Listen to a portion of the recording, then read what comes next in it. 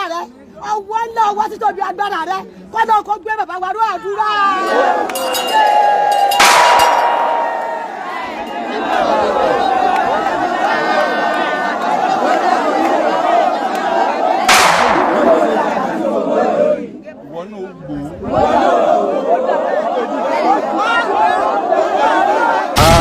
Agbogbo olólùfẹ́ ìkànnì Only Jesus TV àtúkù dédé àkókò yìí a kú weekend a kú bí ojú ọjọ́ ti rí ní ọ̀dọ̀ wa lọ́hùn ní gbogbo bí ti a bá pátápátá ní orílẹ̀-èdè yìí Nàìjíríà ní òkè òkun United States United Kingdom wọn kí gbogbo wa pátápátá lórúkọ Jésù yóò dára fún wa Ọlọ́run ní fi wá sílẹ̀ ní Àgbàlá Gabriel bó tún ṣe ń lọ wọn la mú wá fún wa gẹ́gẹ́ bẹ́ẹ̀ ṣe mọ̀ nípa ogun tó lọ ní Àgbàlá Gabriel àlejò ká má fi tó wa létí ẹ jẹ́ ká share fáwọn ènìyàn ẹ jẹ́ ká like bákan náà ẹ jẹ́ ká comment ẹ wá tẹ̀ tí subscribe ẹ jọ̀ọ́ bá subscribe sí ìkànnì Only Jesus TV ó ṣe pàtàkì lọ́pọ̀lọpọ̀ ẹ lè bá tẹ notification bell yẹn bí ó bá ṣe ń jáde báyìí a lè máa bọ́ sójọ́ wa bá bá ṣe mú tuntun wá fún wa lókè lọ́hùn bóyá níbẹ̀.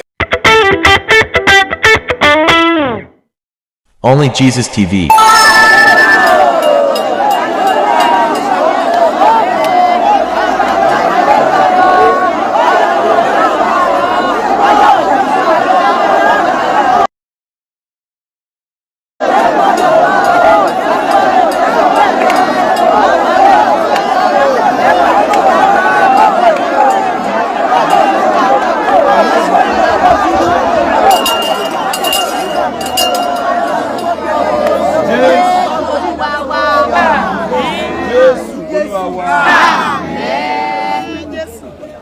Mama mama. Ẹ já sọ fún Ọlọ́run. Ẹ dúró báyìí. Ó yá o. Lórí bàbá wa ní Olúwa. Tá a bá lu agogo, a máa tujú ẹ̀ délẹ̀ ni. Tá a bá rá ní ká lè yàn kẹ́yìn tó bá lóun lé pa rẹ̀. Kọ́run kó dojú ẹ̀ bọ́lẹ̀ àdúrà.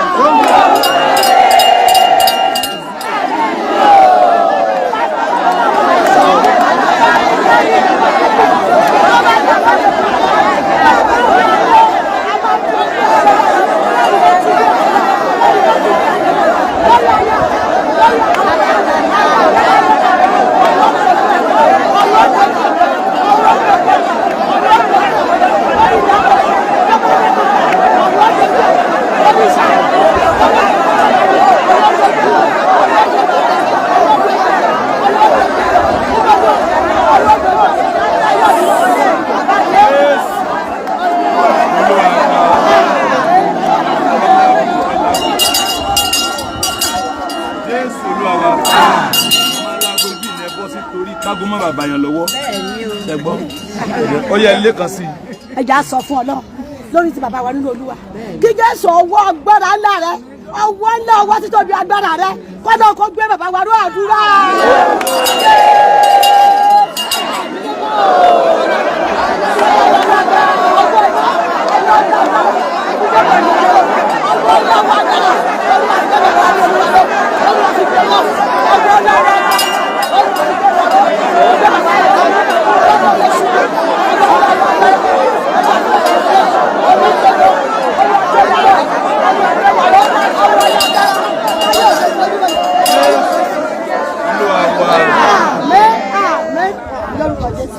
Orígun mẹ́rin láyé ní wọ́n ti dé mẹ́ta báyìí ó kù ẹnìkan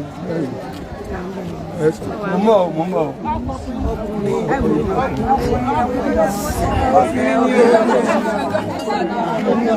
Jésù Olúwa wa.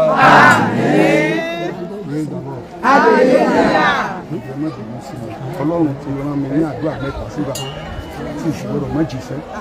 Ayé bórí kàwọ́ bá sàǹtà yìí kàwọ́ lè ṣe kò. Ẹnikẹ́ni ta ló mú ìdílé. Bàbá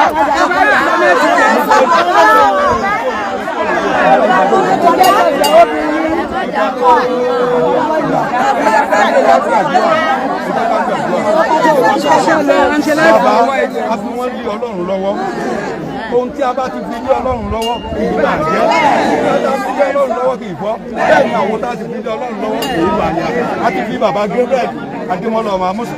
A fi lé Ọlọ́run lọ́wọ́ ní orúkọ Jésù kọ́ lọ́ọ́ má jẹ́ kí wọ́n wó.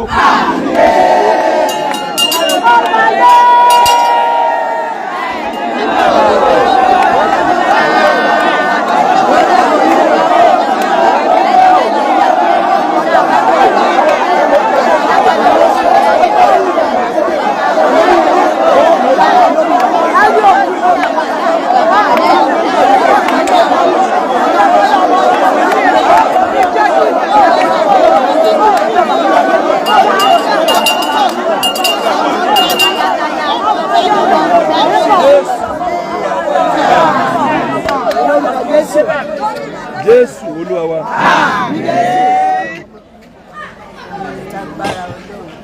Jésù Olúwa wa. Àmín Jésù Kristi. Ẹnìkan lòun fẹ́ àdúrà yín ń bí. Ó ní mo fẹ́ àdúrà wọn mọ̀mọ́ wa arúgbó. Ó ní wọ́n de oyún mọ́mọ́ òun nínú. Ẹ̀dó. Hallelujah. Hallelujah. Ó ní wọ́n de oyún mọ́mọ́ àwọn nínú fún ọdún kan àtààbọ̀. Fún ọdún kan àtààbọ̀. Ẹ gbàdúrà lọ́wọ́lọ́wọ́ báyìí kí Ọlọ́run tú wọn sílẹ̀. Àṣẹ ìràpadà ó wọnú ayé ọmọ yẹn lọ. Ó yàdúrà.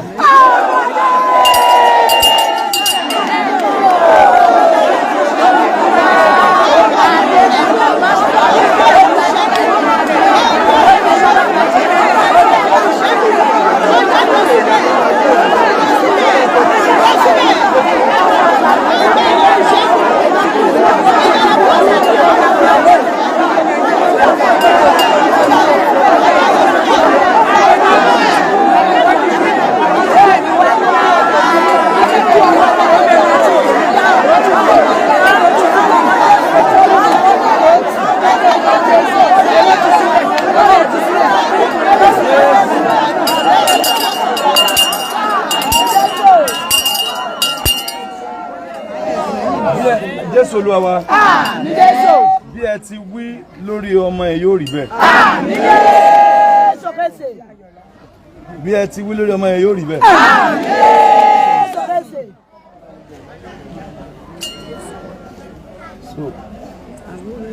Bí ẹ ti wí lórí ọmọ ẹ yóò rí bẹ́ẹ̀. Àmín Jésù Kristi. Bí ẹ ti wí lórí ọmọ ẹ yóò rí bẹ́ẹ̀. Àmín Jésù Kristi. Ẹ̀yin arúgbó yìí ọmọ ò ní kú mọ́ yín lọ. Ó yẹ náwó sí mi. Ẹ má sọ pé bàbá wa o. Hallelujah. Hallelujah. Ẹ má sọ pé bàbá wa. Adémọ́lá o. Màmúsù.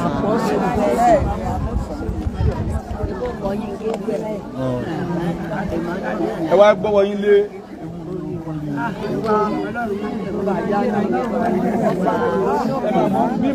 Bí mo ti dàgbà tí mo gbó yìí. Bí mo ti dàgbà tí mo gbó yìí. Wọ́n náà gbó.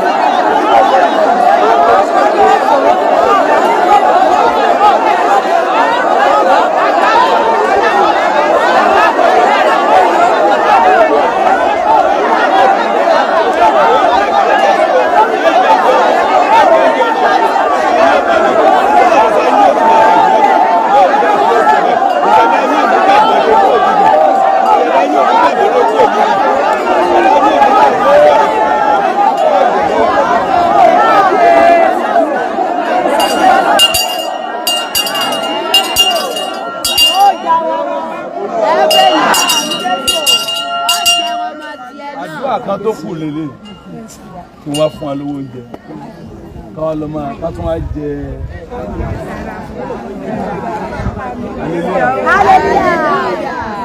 hallelujah ẹ bá ń gbàdúrà kan yẹn fáwọn tó ń sọpọ́tì mi tí ò sú wọn ẹ bá hallelujah pé gbogbo bíi tí àwọn náà ti ń sunkún àwọn tí wọ́n máa ń sọpọ́tì mi tí wọ́n lè má ṣe láì má dìde wọ́n lè má dá owó wọ́n lè má fi nǹkan ránṣẹ́ lọ́sàn-án ìsìn wọ́n á tún fi nǹkan ránṣẹ́ pé dádì ẹ fi kún owó oúnjẹ àwọn arúgbó bá ń kówó yẹn.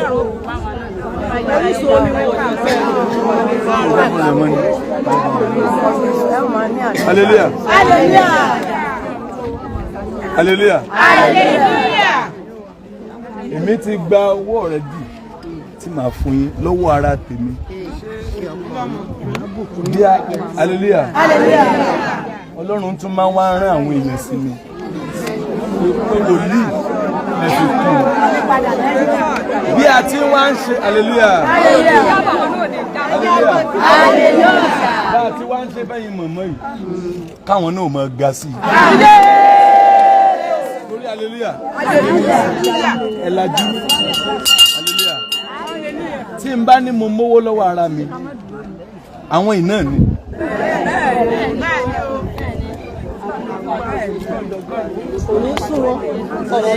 àwọn náà ń tọ́jú ìránṣẹ́ Ọlọ́run àwọn ní oṣù àwọn ní òrè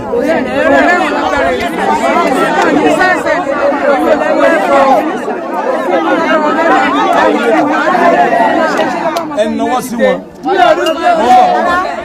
ẹnìnàwọ́ sí wọn pé wọ́n á gbọ́dọ̀ wálẹ̀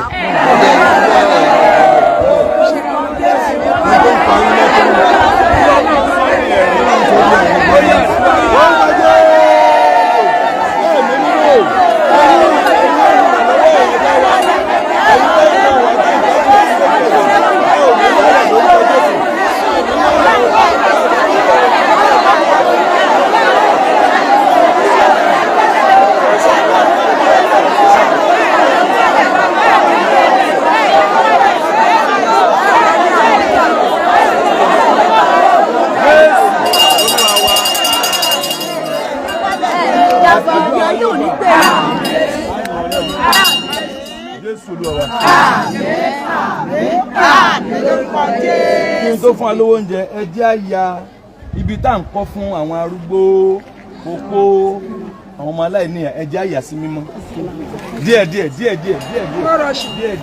ìṣẹ́jú kan náà ni ẹ jẹ́ àbẹ̀ àní díẹ̀ o.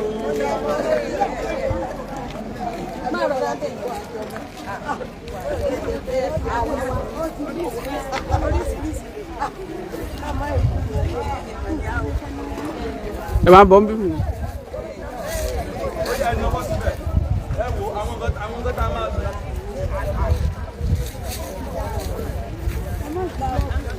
hello màámi ẹ dúró bẹ́ẹ̀ ni àwọn arúgbó ń gbàdúrà fún wa lọ́wọ́. àdúrà gbà lórúkọ Jésù. àmín Jésù. ó yẹ ẹ̀yin arúgbó ẹni ọwọ́ sí bíbá yìí ibi tá a fẹ́ kọ́ fún àwọn arúgbó opó ọmọ aláìní bàbá Ọlọ́run kó ṣe láṣẹ pé kí Ọlọ́run kó gbé ìdìde ní kankan ó yàdúrà.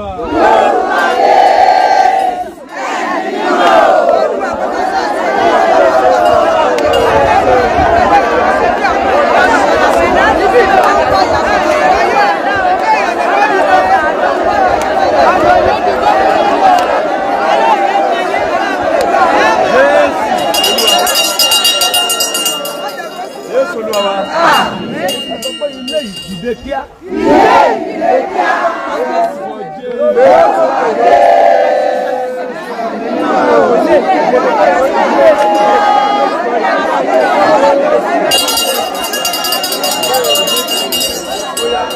Ẹ wá gba owó oúnjẹ ẹ dúró ẹ jẹ́ mi lọ síbẹ̀ yẹn náà kí wọ́n máa fún wa ẹ bá ti ń gba owó oúnjẹ. ẹ má ti ní ìwà ìjọba.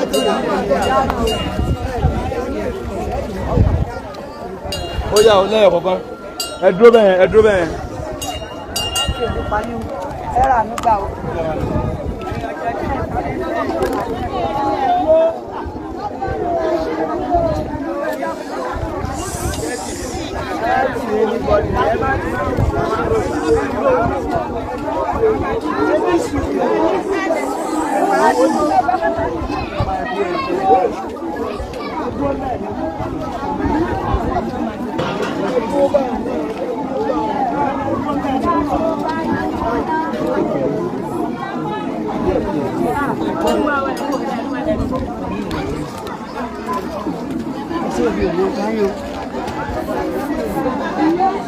Where is the one place now?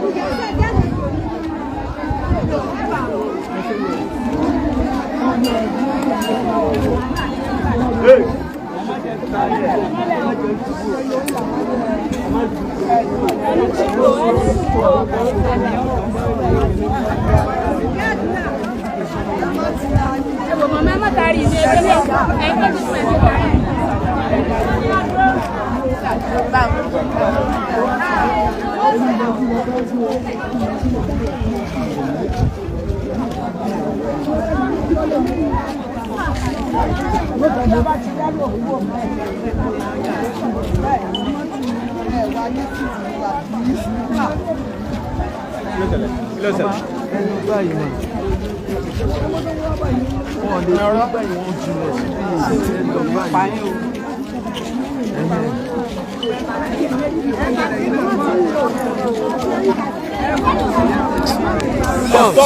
Stop all these people. Stop all these people. Stop all these people.